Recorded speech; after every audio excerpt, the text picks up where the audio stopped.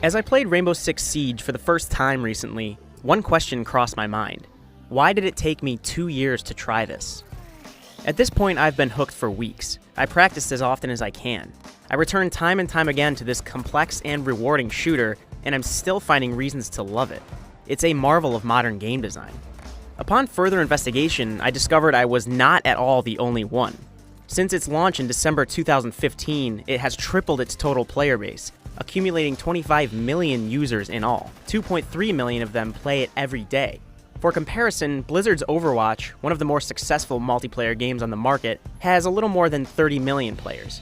Rainbow Six isn't that far behind. Its community is not just alive, but thriving, with memes and in-jokes of its own, centered around some of the more endearingly useless playable characters.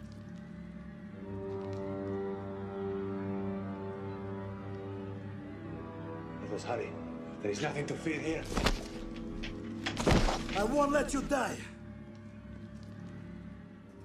I think Siege flew under the radar for a while because of several reasons. First off, it's worth noting that there wasn't much hype building up to its release. In fact, many actively resented Rainbow Six Siege, because in 2011, Ubisoft showed off Rainbow Six Patriots, promising a story-driven, morally complex shooter with single-player potential.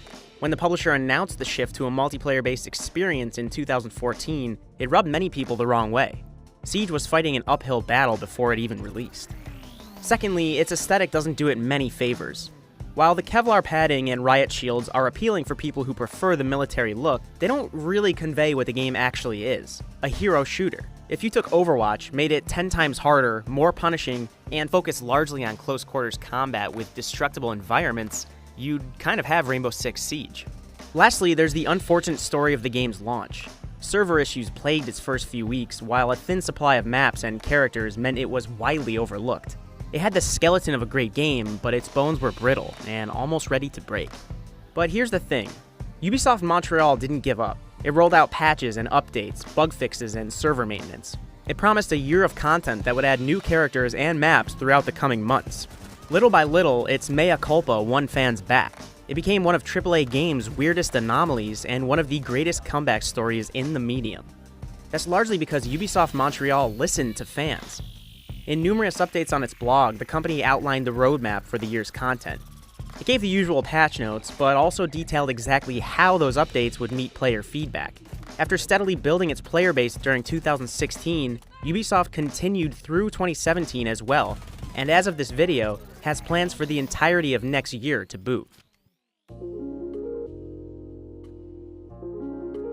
In a day and age when games are designed to have longer lifespans, offering players continual content throughout the years after release, Rainbow Six Siege puts titans such as Destiny 2 and The Division to absolute shame.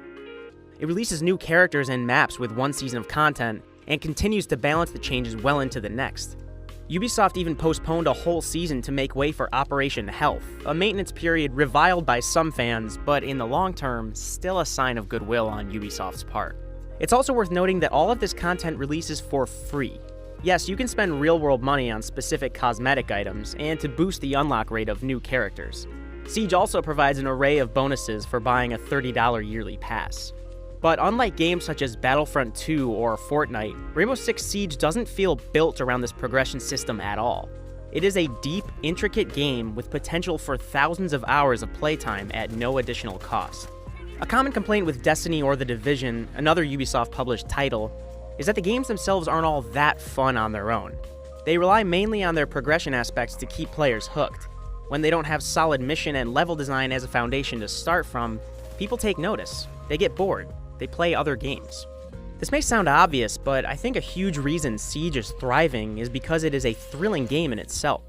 It's deep, complex, unforgiving, rewarding, and exhilarating over the course of one match. I can honestly say that I would still come back to Siege even if it didn't have unlocks and progression options. I could not say the same for Destiny 2, The Division, or Battlefront 2. Siege takes time to learn, and after 150 hours, I'm nowhere near seeing every possible permutation of the maps, operators, and tactical possibilities at play. With 18 offensive characters, 18 defensive operators, and most importantly, no respawns, every little action could mean eventual victory or sudden doom. Take this match, for example. I'm using Valkyrie, the Navy SEAL known for her portable cameras that the defensive team can cycle through on their viewing devices.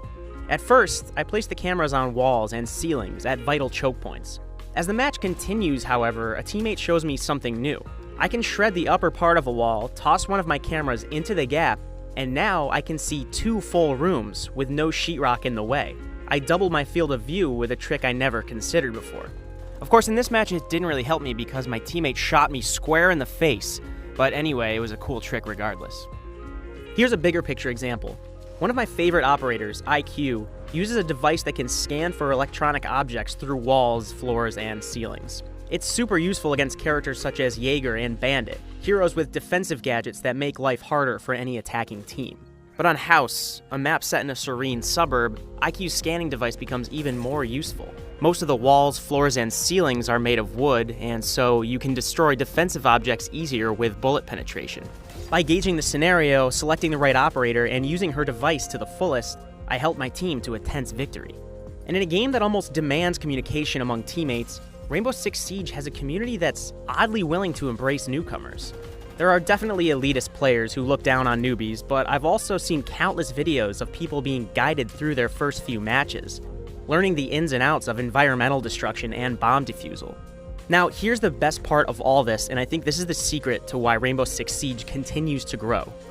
If you started playing Siege today, it would not feel like a 2-year-old title. The game has been continually updated to remain relevant. It has a welcoming community willing to teach newcomers, and there are millions of other rookies also going through the same learning process as you.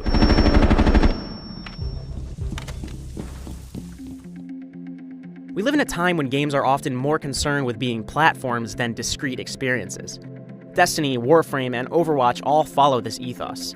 But for a game to truly pull it off, despite its mediocre start, is something truly amazing to see. I could go on forever, but I just want to say that I think Rainbow Six Siege is the culmination of many things I love about modern games. It has a diverse cast, a thriving community, and it's built for emergent situations like the ones I mentioned above. It's one of those games where you keep discovering uncharted depths every time you play. It's been a long road since its shaky launch, but now there's no question. Rainbow Six Siege is here to stay.